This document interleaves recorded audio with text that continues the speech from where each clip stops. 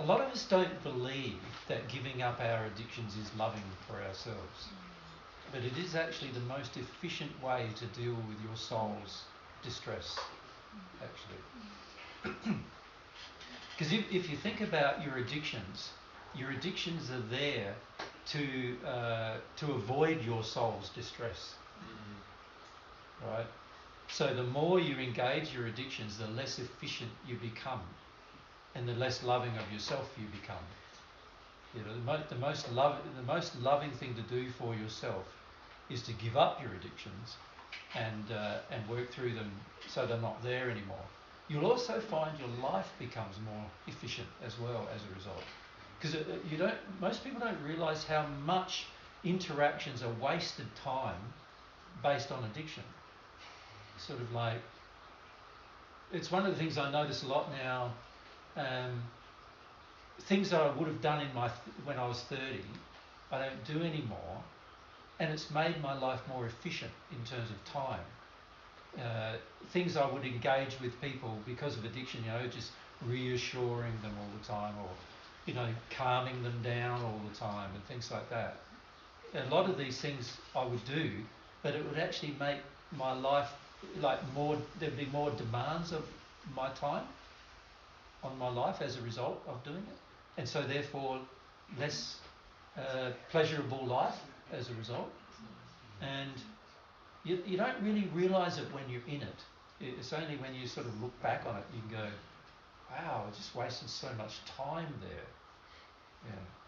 I see it happening a lot in relationships, where people waste years of time in relationships basically by there being a cooperative addiction or a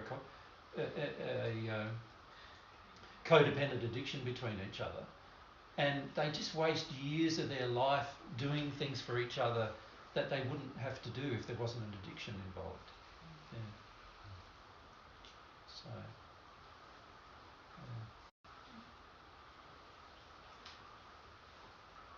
as you progress, you realise how much God wants you to deal with your addictions, and how important that is to get rid of them. And in fact, there's not a single way you can enter the celestial spheres without having dealt with all of them. Yeah.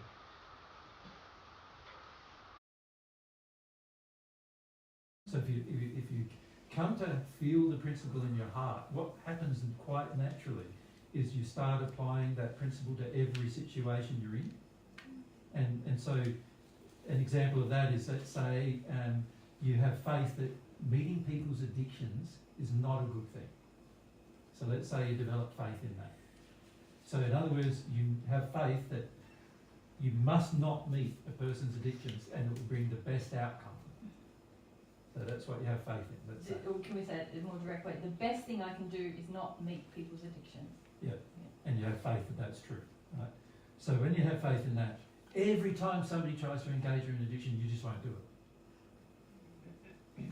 Right?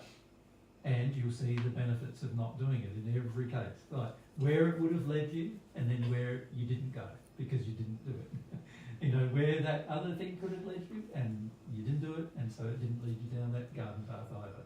And you start seeing all the benefits of it, and you start measuring it.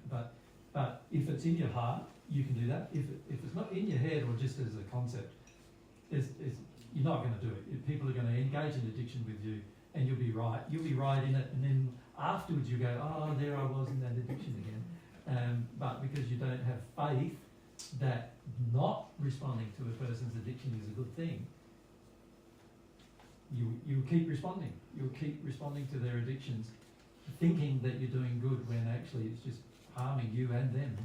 And the consequences will be shown to you quite clearly through that.